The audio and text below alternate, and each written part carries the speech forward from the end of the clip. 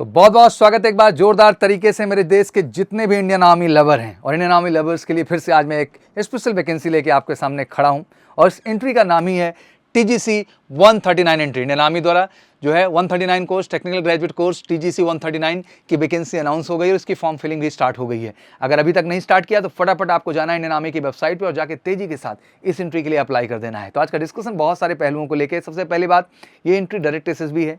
ये entry engineering graduates के लिए डिफरेंट ब्रांचेस के लिए है, चाहे वो सिविल कैंडिडेट्स हैं, इलेक्ट्रॉनिक्स के हैं, मैकेनिकल के हैं, कंप्यूटर साइंस के हैं, मिसलेनियस इंजीनियरिंग के हैं, सभी कैंडिडेट्स को इसमें अपॉर्चुनिटी मिलती है।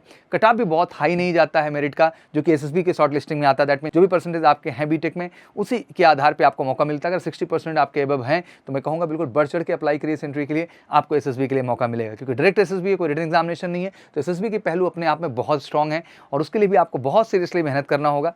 और मेजर किसी क्लासेस के साथ जुड़ करके आप बेस्ट एसएसबी प्रिपरेशन ले सकते हैं। जितने हमारे TGC 139 कोर्स कैंडिडेट्स हैं तो बिल्कुल फॉर्म फिल करिए और हमारे साथ ऑनलाइन जुड़ करके MKC लर्निंग ऐप को डाउनलोड करिए और हमारे साथ ऑनलाइन एसएसबी प्रोग्राम का हिस्सा बनिए, जो कि लॉन्ग टर्म समय के लिए हम आपके साथ जुड़ते हैं, अराउंड 1 ईयर, जहां हम आपको बेस्ट गाइडेंस करके फाइनली आपका रिकमेंडेशन कराते हैं। तो अगर आपका वाकई में अपना पैशन और प्रोफेशन दोनों पूरा करने की इच्छा है, मानता हूं कि आपका प्रोफेशन इंजीनियरिंग का है बट पैशन तो इंडियन आर्मी है ना, तो उसके लिए एक बेस्ट अपॉर्चुनिटी है। तो बढ़ चढ़ के अप्लाई करिए और तेजी के साथ हर चीज़ में एसएसबी के दृष्टिकोण से कैसे काम करना उसको करिए। आज बहुत सारे पहलुओं पे बात करेंगे, क्वालिफिकेशंस को लेकर के, एज क्राइटेरिया को लेकर के। फॉर्म जो भरा जाना है वो 27 सितंबर से लेकर 26 अक्टूबर तक मौका है, तो जितना जल्दी से जल्दी जाके आप अप्लाई करें उतना आपके लिए बेहतर होगा। तो चलिए सारे पहलुओं को क्रमबद्ध तरीके से समझते हैं तेजी के साथ। तो सबसे पहले application are invited for the eligible unmarried male, only male candidates 139 technical graduate course, जिसको TGC 139 भी आप कहते हैं। कमेंसिंग ऑन जुलाई 2024 बैच है ये। इंडियन मिलिट्री अकेडमी में आपकी पूरी जो है ट्रेनिंग होगी परमानेंट कमीशन के अंतर्गत। तो बहुत अच्छी अपॉर्चुनिटी है, परमानेंट अपॉर्चुनिटी है इंडियन मिलिट्री अकेडमी में। मुझे लगता है हर ड्रीम पूरा करने का मौका है, बस फटाफट फॉर्म भरना और शुरू हो जाना है। नेशनैलिटी ऑब्वियसली इंडियन होनी चाहिए, बाकी इन केस आप बाकी भी कंट्रीज के ओरिजिन जो है who has migrated from the Pakistan, Burma, Sri Lanka, अगर वो आए हुए हैं तो उनको भी यहाँ पे एलिजिबिलिटी होती है अप्लाई करने के लिए। चलिए एज की बात करें, मोटा 20 साल से लेकर 27 साल तक है, जो कि एज ऑन 1 जुलाई 2024 के आधार पे है। अगर एग्जैक्ट डेट ऑफ बर्थ समझना है तो 2 जुलाई 1997 से 1 जुलाई 2004 इन पर्टिकुलर डेट्स पे जन्म हुआ है, इन बिटवीन आपका जन्म हुआ है, आप इसमें अप्लाई करने के लिए एलिजिबल हो जाते हैं। फिर से एक बार डेट ऑफ बर्थ काउंट कर देता हूँ, 2 जुलाई 1997 से 1 जुलाई 2004। तो फटाफट अपनी डेट ऑफ बर्थ देख लीजिए, एलिजिबल है तो फटाफट अप्लाई कर दीजिए, ठीक है ना। साथ ही साथ जो है the date of birth obviously जो कि मैट्रिकुलेशन में आपका होता है उसी को ही वैलिड माना जाता है। तो अपना हाई स्कूल का आप सर्टिफिकेट मार्कशीट देख लें, वहाँ पे जो डेट ऑफ बर्थ है वही यहाँ एलिजिबल होगी। एजुकेशनल क्वालिफिकेशन में सिंपल इंजीनियरिंग जितने भी ग्रेजुएट्स हैं सभी अप्लाई कर सकते हैं जिनके पास फाइनल ईयर इंजीनियरिंग की डिग्री है।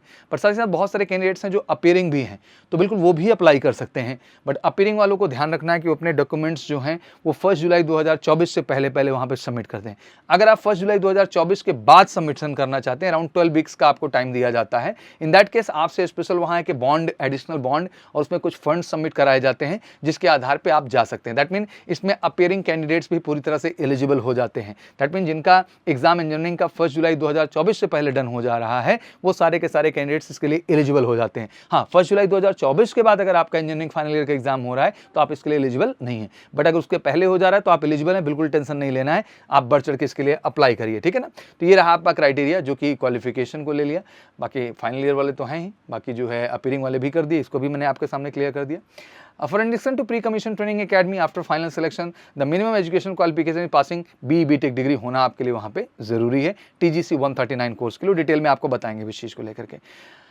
फिर आता है ओवरऑल की like final semester year studying candidate will be provisionally allowed to appear for the SSB subject to following condition. क्या है? Their cumulative percentage of marks up to the 6th semester and 3rd year of engineering degree, up to 8th semester 4th year of BTech architect degree and up to 2nd semester 1st year of MSc। ये basically criteria है जिनमें आप notified equivalent stream है, तो अगर इनके भी percentage को कैलकुलेट किया जाता है और आप वो क्राइटेरिया मेंटेन कर रहे हैं तो आपको कॉल लेटर उसी के आधार पर दे दिया जाएगा। मान लिया जाएगा कि हाँ आपका परसेंटेज जब फाइनल ईयर में होंगे तो आपका वहीं से उसी लेवल का परसेंटेज यहाँ पर आएगा।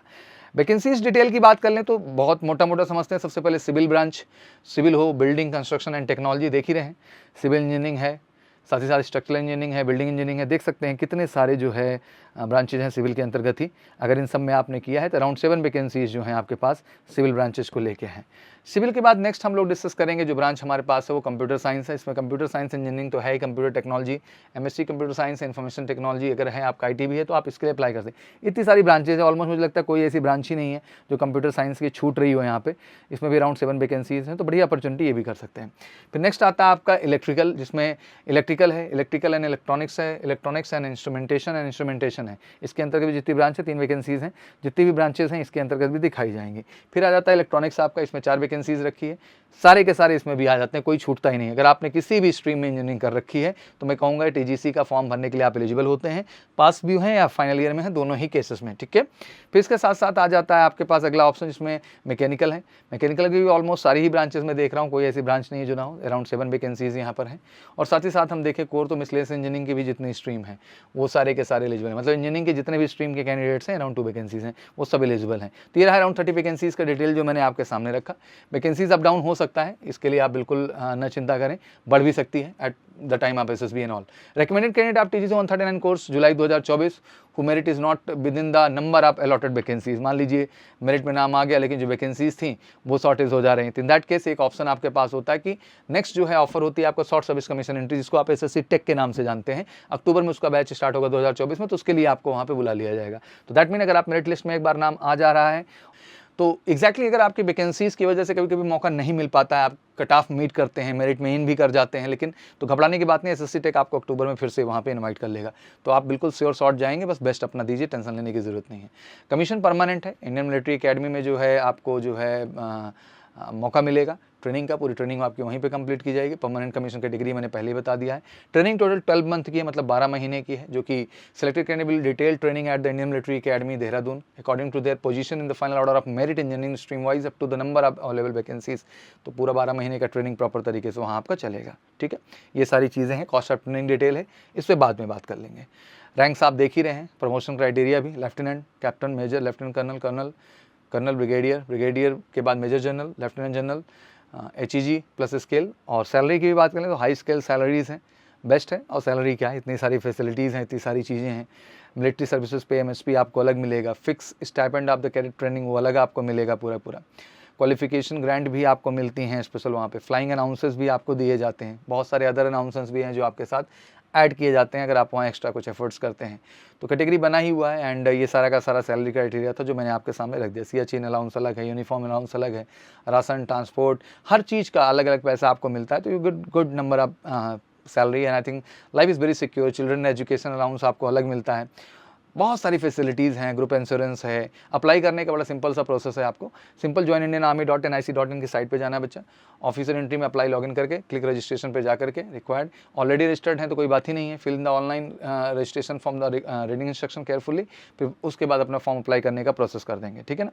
फिर उसके बाद क्रमशः आपको जो है फॉर्म सबमिट करने के बाद कुछ इंपॉर्टेंट डॉक्यूमेंट्स भी होंगे जो वहाँ पे जो है कोई भी चेंज आप दोबारा नहीं कर पाएंगे, तो जो भी भरिए सोच समझ के और जो भी डिटेल करिए वो सब कुछ सही से करिए। सेल्फ अटेस्टेड पूरे डॉक्यूमेंट्स आपके रिक्वायर्ड होते हैं, जिसमें जो है फोटोग्राफ है, मैट्रिकुलेशन और 10+2 के सर्टिफिकेट्स हैं आपके पूरे के पूरे, ठीक है ना।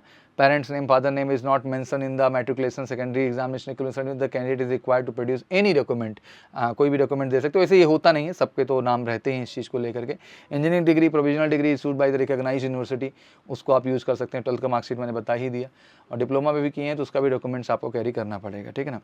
मार्कशीट ऑल सेमेस्टर्स की लग जाएंगे इसमें आपकी, सारे डॉक्यूमेंट जो आप अप्लाई करेंगे तो वहाँ डिमांड करता जाएगा, उसको आप अपलोड करते चले जाइएगा, ठीक है ना। All certificate original to be carried at the SSB interview, जब एसएसबी में जाएंगे तो सारे ओरिजिनल लेके जाने हैं, जितने आज आप यहाँ पे फोटो स्टेट अपलोड कर रहे हैं आपको वहाँ सारे के सारे जितने भी आपने अपलोड कर रहे हैं वो सारे के सारे आपको वहाँ के लेके जाने होंगे। सिलेक्शन प्रोसेस बड़ा सिंपल है।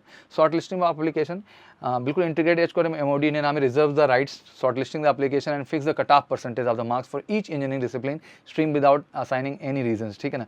The cut off will be applied in each stream on the cumulative percentage of marks obtained by the candidate up to the final semester year. Final semester year studying candidates will be provisionally allowed to appear in the SSB subject to the following condition. Following condition में क्या क्या कहते हैं कि their cumulative percentage of the marks up to 6 semester and 3rd year of the engineering degree up to 8 semester of 4th year BTech degree, second semester जितना है सब calculation बना के देखते हैं कि हाँ आपका क्राइटेरिया अगर उतने पे मीटअप कर रहा है तो आपको वहाँ पे आने का ये मौका दे देते हैं। सेंट्रल अलॉटमेंट्स हो जाते हैं SSB के आपके क्रमशः कि किस पे जाना, शॉर्ट लिस्टिंग के बाद कहाँ कहाँ आप SSB फेस करने के लिए जाएंगे। मुख्यतः आपका इलाहाबाद बोर्ड है, आपका भोपाल बोर्ड है, आपका जो है बैंगलोर बोर्ड है और कपूरथला बोर्ड है, जहाँ पे आपकी एसएसबी प्रक्रिया को क्या किया जाएगा, डन।